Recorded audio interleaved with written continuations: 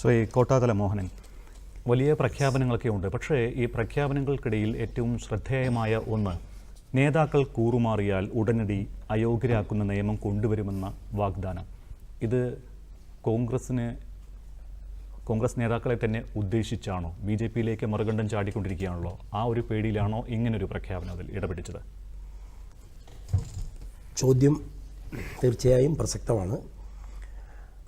ഇന്നിപ്പോൾ അവതരിപ്പിച്ചിരിക്കുന്ന മാനിഫെസ്റ്റോ സമഗ്രമായൊരു മാനിഫെസ്റ്റോയാണ്. സത്യത്തിൽ Indian national Congress കഴിഞ്ഞ 1-2 തെരഞ്ഞെടുപ്പുകളിൽ അവതരിപ്പിച്ച പ്രകടന പത്രിക പോലല്ലിത്.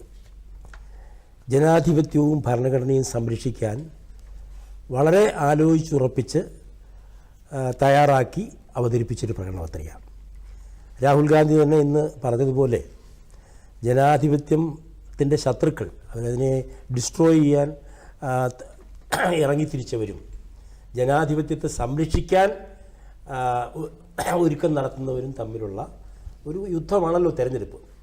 അപ്പോൾ ആ തെരഞ്ഞെടുപ്പിൽ ഇതൊക്കെ മുന്നിൽ കണ്ടുകൊണ്ട് തയ്യാറാക്കിയ ഒരു പ്രകടന പത്രിക തന്നെയാണ്. മാത്രമല്ല, ഈ പ്രകടന പത്രികയുടെ പ്രാധാന്യം എന്ന് പറയുന്നത് ഇപ്പോൾ 25 ഗ്യാരണ്ടികളാണ് ഇതിനകത്ത്. 5 ഇനം നീതിക്ക് 25 ഉറപ്പുകളാണ് നൽകിയിട്ടുള്ളത്. ചെറിയ കാര്യമല്ലത്.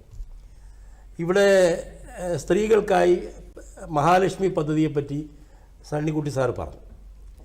അതിനേക്കാൾ അതൊരു ചെറിയ കാര്യമല്ല. 1 ലക്ഷം രൂപ പ്രതിവർഷം പാവപ്പെട്ട ആളുകൾക്ക് വീക്കർ സെക്ഷൻ, എക്കണോമിക്കലി വീക്കർ സെക്ഷന് കൊടുക്കാൻ കഴിയുക എന്ന് പറയുന്നത് വലിയ, ഇന്ന് വരെ ഇന്ത്യയിൽ ഉണ്ടായിട്ടില്ലാത്തൊരു വലിയ വിപ്ലവകരമായ മാറ്റം ഉണ്ടാക്കുന്നൊരു പദ്ധതിയാണ്.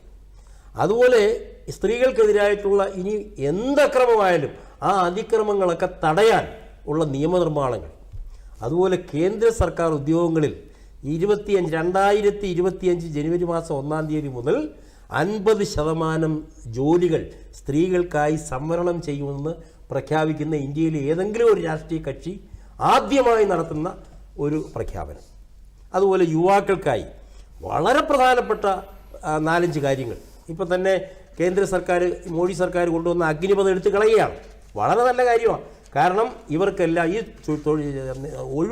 ഒഴിവായി കിടക്കുന്ന തസ്തികകൾ, ആ തസ്തികകളിലേക്ക് സ്ഥിര നിയമനം നടത്തും എന്ന് വാഗ്ദാനം ചെയ്തുകൊണ്ടാണ് ഈ അഗ്നിപഥത്തിനെതിരെ ഒരു തീരുമാനമെടുത്തിരിക്കുന്നത്.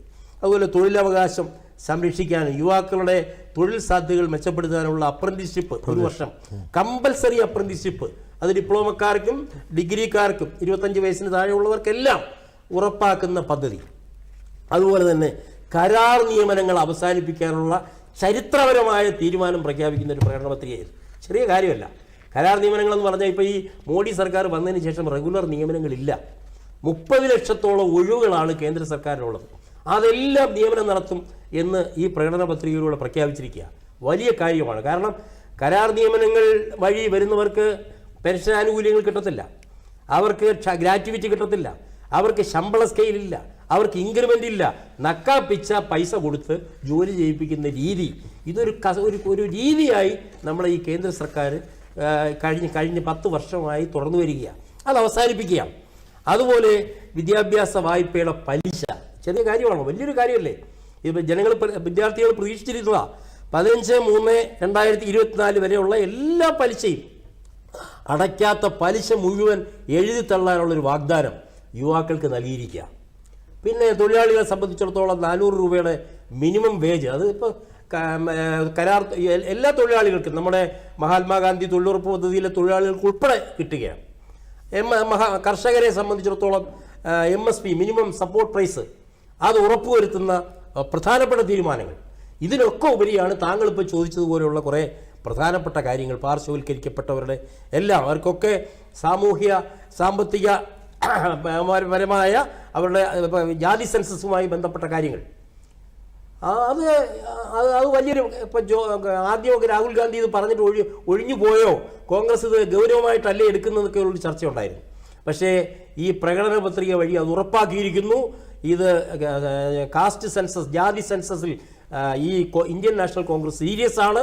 തീർച്ചയായിട്ടും സാമൂഹ്യ സാമ്പത്തികമായ മാനദണ്ഡങ്ങൾ അടക്കം വളരെ ഭംഗിയായി ഗവേഷണ തുല്യമായി തന്നെ പഠിച്ചുകൊണ്ടും ജാതി സെൻസസ് നടപ്പാക്കും എന്ന് പ്രഖ്യാപിച്ചിരിക്കുക. അതുപോലെ ഈ സംവരണവുമായി ബന്ധപ്പെട്ട എല്ലായിടത്തും പറയുന്നത് നമുക്ക് ചർച്ച നീണ്ടുപോകണം, എല്ലാ കാര്യങ്ങളും ചുരുക്കി പറഞ്ഞു പോകാം.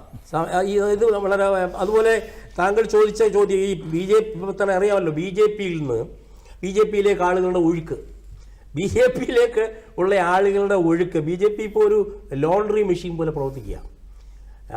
400 കോടിയുടെ അഴിമതി നടത്തിയ ആളും BJP പോയി കഴിഞ്ഞാൽ പിന്നെ അഴിമതി അങ്ങ് വെളുപ്പിക്കുക, പിന്നെ അവർ അഴിമതിക്കാരല്ല, പിന്നെ അവരുടെ കേസുകൾ റദ്ദാക്കപ്പെടുകയാണ്, എത്രയോ പേര്. അപ്പോൾ അങ്ങനെയുള്ള ആളുകളുടെ കേസുകളെല്ലാം ഈ ലോണ്ടറി മെഷീനിൽ വെച്ച് ക്ലീൻ ചെയ്ത ഈ ആളുകളുടെ കേസുകളെല്ലാം പുനഃപരിശോധിക്കും എന്ന് വ്യക്തമായി ഈ പ്രകടന പത്രിക ഉറപ്പ് നൽകിയ.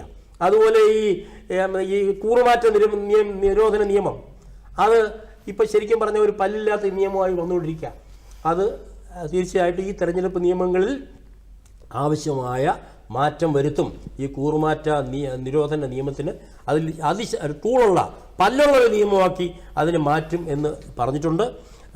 അത് വളരെ പ്രധാനപ്പെട്ട ഒരു കാര്യമാണ്. ക്യാഷ്ലെസ് ഇൻഷുറൻസിനെ പറ്റി രാജസ്ഥാൻ മോഡൽ നടപ്പാക്കുമെന്ന് പറയുന്നുണ്ട്. ഇതൊക്കെ വളരെ പ്രധാനപ്പെട്ട ഒരുപാട് കാര്യങ്ങൾ.